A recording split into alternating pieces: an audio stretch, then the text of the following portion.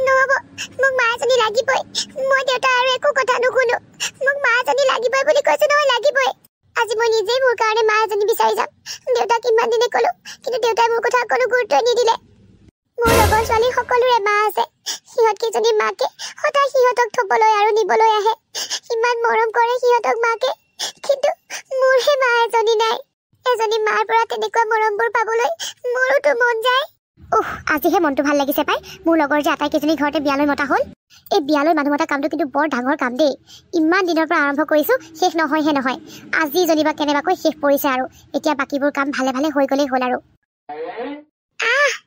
চাও মাজনী দুখ পালা নেকি তুমিনো ৰাস্তাৰ ইমান মাজলৈ কিয় গুচি গৈছিলা ইমান সৰু ছোৱালীজনী হৈ তুমি অকলে অকলে ৰাস্তাৰ মাজলৈ আহিছা যে তোমাৰ লগত কোনোবা আহিছে কোন আহিছে ক'ত আছে তেওঁলোক মোৰ লগত কোনো নাই মই অকলে আহিছো মই মোৰ মাক বিচাৰি আহিছো তোমাৰ মাক বিচাৰি আহিছা মানে তুমি মানে তোমাৰ মাৰ হাতৰ পৰা এৰ খাই আহিলা হ'ব দিয়া শুনজনী মই এতিয়াই তোমাৰ মাক বিচাৰি দিম তুমি তোমাৰ মাৰ ফোন নাম্বাৰটো কোৱা মই এতিয়াই ফোন কৰি তেওঁক ইয়ালৈ মাতি দিম নাই মোৰ মা নাই কিন্তু মই মোৰ মাক বিচাৰি আহিছো মই আজি মোৰ কাৰণে মোৰ মাক বিচাৰি উলিয়ামেই ছোৱালীজনী এইবোৰ কি কৈছে মই দেখোন একো বুজিবই পৰা নাই মাজনী মই বাৰু তোমাৰ মাক বিচাৰি দিম এতিয়া তোমাৰ মাৰ ফোনৰ নাম্বাৰটো যদি মনত আছে মোক পটাপট কৈ দিয়া নাই মোৰ মা নাই আৰু মোৰ মাৰ ফোন নাই কিন্তু মই মোৰ মাক পোৱাৰ পাছত বহুত ডাঙৰ ফোন এটা মাক দিম আৰু তাৰ পাছত মা আৰু মই দুইজনীয়ে সেই ফোনটোত গেমছ খেলিম বৰ ডাঙৰ সমস্যাত পৰিলো নহয় কি কৰোঁ এতিয়া বাৰু চোৱা মাজনী তুমি তোমাৰ ঘৰটো ক'ত আছে মোক ক'ব পাৰিবা নহয় ব'লা তোমাক মই তোমাৰ ঘৰত থৈ আহোঁগৈ চাবা ঘৰত গৈ পোৱাৰ পাছতেই তুমি তোমাৰ মাক পাবা ইতিমধ্যে চাগে তোমাৰ মায়ে তোমাক বিচাৰি নাপাই ঘৰলৈকে গৈছে আৰু যদি নাই যোৱা তাৰ পৰাই মই তেখেতলৈ ফোন এটা কৰাই দিম কিন্তু সদ্যহতে এই ছোৱালীজনীক মই ঘৰলৈ লৈ যাব লাগিব তুমি তোমাৰ ঘৰটো ক'ত আছে চিনি পোৱা নহয় পাওঁ কিন্তু মই ঘৰলৈ নাযাওঁ মই মোৰ দেউতাক বেয়া পাওঁ বহুত বেয়া পাওঁ মোৰ দেউতাই মোক ভাল নাপায় আৰু ভাল পোৱা হ'লে তেওঁ মোৰ কথা শুনিলেহেঁতেন মোৰ কাৰণে মা এজনী আনিলেহেঁতেন কিন্তু তেওঁ মোৰ কথা একেবাৰে নামানে ছোৱালীজনীয়েনো এইবোৰ কি কৈ আছে মই একোকে ধৰিব পৰা নাই এই ৰাস্তাৰ মাজত তাইক মই অকলে এৰি থৈ যাব নোৱাৰা হ'লো নহয় যিহে গাড়ী ভিৰ কেনেবাকৈ ছোৱালীজনী নাই তাইক মই তাইৰ ঘৰত যেনে তেনে হ'লেও থৈ আহিবগৈ লাগিব চোৱা মাজনী মই জানো তুমি তোমাৰ মাক বিচাৰি ফুৰিছা কিন্তু তুমি তোমাৰ মাৰ লগত যেনেকৈ ঘৰলৈ গ'লাহেঁতেন তোমাক মায়ে যেনেকৈ তোমাক ঘৰলৈ নিলেহেঁতেন ঠিক তেনেকৈয়ে মই তোমাক এতিয়া ঘৰলৈ লৈ যাম তুমি মোকেই তোমাৰ মা বুলি ভাবা গতিকে মই যেতিয়া তোমাৰ মা ব'লা মোৰ লগত তোমাৰ ঘৰলৈ যাওঁ কিন্তু এটা কথা তোমাৰ এই মাজনীয়ে কিন্তু তোমাৰ ঘৰটো চিনি নাপায় দেই তুমি মোক তোমাৰ ঘৰটো কিন্তু দেখুৱাই দিব লাগিব হ'বনে হ'ব তুমি সঁচাকৈ কৈছা তুমি সঁচাকৈ মোৰ মা হ'বা আকৌ সঁচাকৈ মই তোমাৰ মা হ'ম ব'লা এতিয়া এই মা বেটি দুইজনী এতিয়া ঘৰলৈ যাওঁ ঘৰখনত তাইক চোৱা চিতা কৰা মানুহ ইমানখিনি থাকোঁতে কেনেকৈ তাইক ঘপককৈ নাইকিয়া হৈ যাব পাৰে তহঁতক মই এনেই দৰমহাখিনি দি পুহি আছোঁ ইমান কেয়াৰলেছ মানুহ নালাগে তহঁতে মোৰ ঘৰত আৰু কাম কৰিব ক'ত বাৰু তাইক কেতিয়া বিচাৰি যাওঁ আৰু তাইও দিনক দিনে ইমান জেদি হৈ পৰিছে তাই মোৰ পৰা যিটো বিচাৰিছে সেইটো মই কেতিয়াও কৰিব নোৱাৰোঁ আৰু সেইটো খঙতে তাই বাৰু এই ঘৰৰ পৰা ওলাই যাব লাগেনে ইমান সৰু ছোৱালীজনী ক'লৈ গ'ল বাৰু নাই মই এনেকৈ ঘৰৰ ভিতৰতে তাইক বিচাৰি ফুৰিলে নহ'ব মই ঘৰৰ পৰা বাহিৰলৈ ওলাই যাব লাগিব ৰাস্তাৰ ফালে যাব লাগিব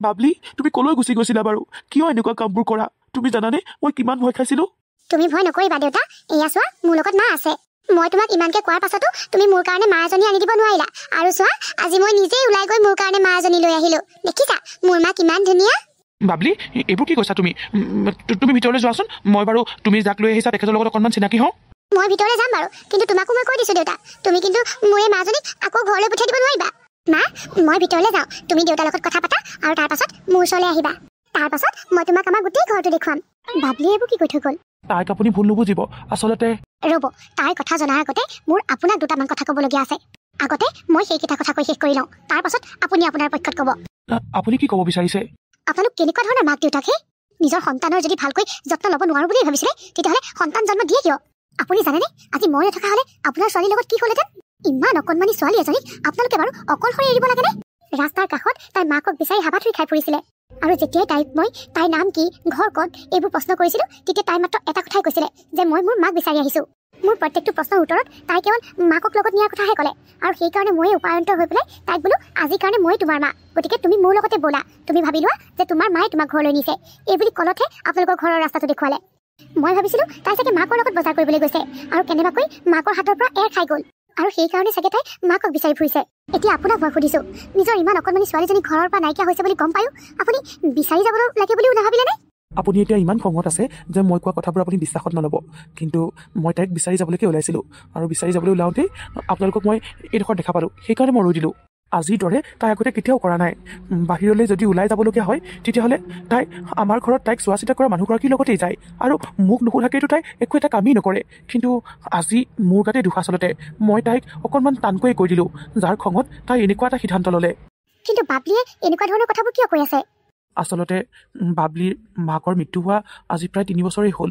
প্ৰথমতে ঠিকেই আছিলে, কিন্তু যেতিয়াৰ পৰা তাই কথাবোৰ বুজি পোৱা হ'ল, স্কুলত তাই লগৰ ছোৱালীবোৰৰ মাকক দেখি পোৱা হ'ল, তেতিয়াৰ পৰা তাই চাগে মাকৰ অভাৱ বৰকৈ অনুভৱ কৰিবলৈ ল'লে।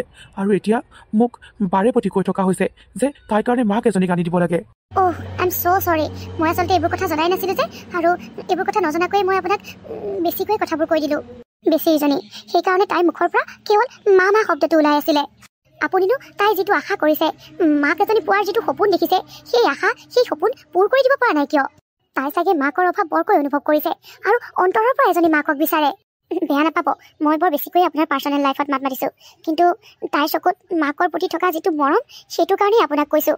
আৰু আজিকালি দেখোন ল'ৰা ছোৱালী নিজৰ পত্নী থকাৰ পাছতো কিছুমান মানুহে আকৌ বিয়া কৰাই আনে, আৰু আপোনাকো এজনী পত্নী দৰকাৰ, আপোনাৰ ছোৱালীক এগৰাকী মাকৰ দৰকাৰ। গতিকে আপুনি এইটো পদক্ষেপ লোৱা নাই কিয়? কাৰণ মোৰ ভয় হয়, যদি মই আকৌ বিয়া কৰি আনো, মোৰ নতুন পত্নীয়ে বা বাবলিৰ নতুন মায়ে যদি তাইক সেই মৰম দিব নোৱাৰে, তেতিয়া তাই যিটো মৰমৰ কাৰণে আশা কৰি আছে, সেই আশাত যদি চেঁচা পানী ঢাল খাই যায়, তেতিয়া মাহী মাকজনীয়ে মৰমৰ পৰিৱৰ্তে যদি মোৰ এই ফুলকমলীয়া ছোৱালীজনীক অত্যাচাৰহে কৰিবলৈ লয়, তেতিয়া সমাজততো এনেকুৱা ঘটনাও ঘটি নথকাটো নহয়। আপুনি ভবা কথাটো পিছে মিছা নহয়, কিন্তু চাব, এদিন নহয় এদিন আপুনি আপোনাৰ পাৰফেক্ট ৱাইফ আৰু আপোনাৰ ছোৱালীৰ কাৰণে পাৰফেক্ট মা এগৰাকী পাবই। কাৰণ ভগৱান ইমান নিষ্ঠুৰ নহয়। আপোনাৰ ছোৱালীয়ে যেতিয়া ইমান অন্তৰৰ পৰা এগৰাকী মাকক বিচাৰে, সেই আশা অন্ততঃ ভগৱানে পূৰণ কৰিব, চাবচোন। নাজানো আৰু মোৰ ভৱিষ্যতত কি লিখা আছে। পিছে এইবোৰ কথা বহুত পাতিলোঁ। আপুনি কওকচোন, আপোনাৰ পৰিচয়টোতো মই সোধাই নাই। মোৰ নাম উপাসনা। আৰু আপোনাৰ? মোৰ নাম শান্তনু বৰদলৈ। আচলতে মই এখন কলেজৰ অধ্যাপক, আৰু কলেজখনৰ ল'ৰা ছোৱালীবোৰক সময় দিওঁতে মোৰ ছোৱালীৰ কাৰণে হয়তো মই সময়কণ তেনেকৈ উলিয়াবই পৰা নাই যেনেকৈ তাই বিচাৰে, আৰু সেইকাৰণে চাগে তাই মাকৰ অভাৱটো বৰ বেছিকৈ অনুভৱ কৰিছে। কিন্তু মই আজিৰ পৰা তাইৰ কাৰণেও সময় উলিয়াম। যিমান সময় মোৰ কলেজৰ ল'ৰা ছোৱালীখিনিক দিওঁ, তাইৰ কাৰণেও সিমানেই সময়কণ উলিয়াবলৈ চেষ্টা কৰিম। ঠিকেই ভাবিছে আপুনি। আপুনি যদি মাক দেউতাক দুয়োজনৰে সমানভাৱে তাইক মৰম দিব পাৰে, তেতিয়া হয়তো তাই অকণমান জেদটো কমিব। বাই দা ৱে, আপোনাৰ লগত মই যেতিয়া চা চিনাকি হ'লোৱেই, আপোনাক মই এটা নিমন্ত্ৰণি দিব পাৰোঁনে? অফক'ৰ্ছ দিব পাৰে। ঘৰত কিবা পাতিছে নেকি? আচলতে মোৰ কাৰণেই পতা হৈছে, মানে মোৰ বিয়া অহা ডিচেম্বৰৰ 3 তাৰিখে। আপুনি আপোনাৰ ছোৱালীৰ লগত পাৰিলে এপাক যাব। হা? মই আকৌ আপুনি ছিংগল বুলিহে ভাবিছিলোঁ। এতিয়ালৈকে মিছেই হৈ আছোঁ বাৰু, কিন্তু কেইদিনমানৰ পাছত এই মিছটোৰ পৰা গৈ পেলাই মিছেছ হ'মগৈ। দেখা পালে ভাল পাম আপোনালোকক। নিশ্চয়, আপুনি মোক এড্ৰেছটো দি দিব। মই যিমান পাৰোঁ সিমান যাবলৈ চেষ্টা কৰিম। কিন্তু আমি চাগে গধূলিহে যাব পাৰিম, মানে দিনত মোৰ কলেজ থাকিব যে।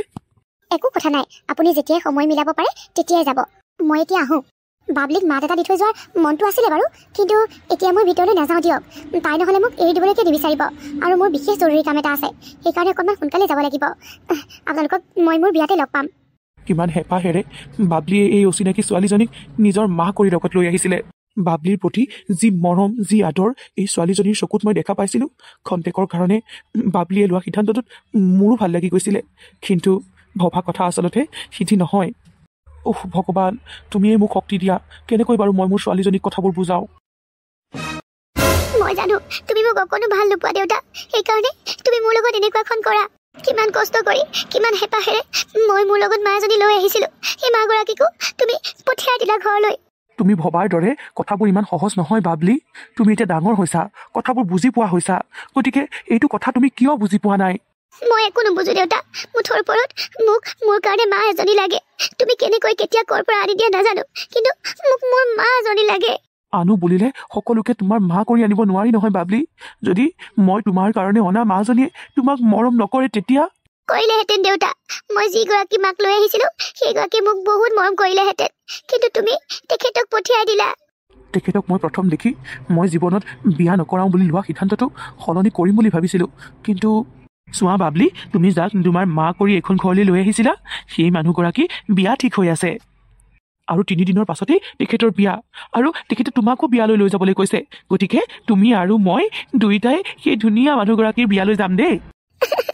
দেখিছা, মই যাক মোৰ নিজৰ মা কৰি আনিছিলোঁ সেই মানুহগৰাকী এতিয়া বেলেগৰ মাক হ'বগে তোমাক মই বহুত বেয়া পাইছোঁ দেউতা প্লিজ তুমি মোৰ কাৰণে সেইগৰাকীক লৈ আনা না বেলেগলৈ বিয়া হৈ যাবলৈ নিদিবা তেনেকৈ ক'ব নাপায় বাবলি তেখেতসকলেও বহুত আশা কৰি আছে এই বিয়াখনলৈ সেই মানুহগৰাকী বা সেই ঘৰৰ মানুহখিনি এতিয়া বহুত সুখী হৈ আছে গতিকে তেনেকুৱা কথাবোৰ ক'ব নাপায় নহয় তুমি মোৰ ভাল ছোৱালীজনী নহয় জানো গতিকে এতিয়া কন্দা বন্ধ কৰা আৰু শুৱা মই কোনো কাৰণতে মোৰ মাজনীক বেলেগলৈ বিয়া হৈ যাবলৈ নিদিওঁ সেয়া মোৰ মা মই বিয়াৰ দিনাখন তেখেতক ভৰিয়ে হাতে ধৰি কাকুতি মিনতি কৰিম যাতে বেলেগলৈ বিয়া নহয় আৰু মোৰ দেউতালৈকে বিয়া হৈ আহে মোৰ মা হৈ আহে ভাবিছিলোঁ মই বাবলিক কথাবোৰ বুজালে মানে তাই বুজিব কিন্তু যিমানেই তাইক মই কথাবোৰ বুজাবলৈ চেষ্টা কৰিছোঁ তাই দেখোন সিমানেই অবুজন হৈ আহিছে মই এনেকৈ হ'লে তাইক কেনেকৈ চম্ভালিম ভগৱান তুমি বাৰু মোৰ লগত এনেকুৱাখন কিয় কৰিছা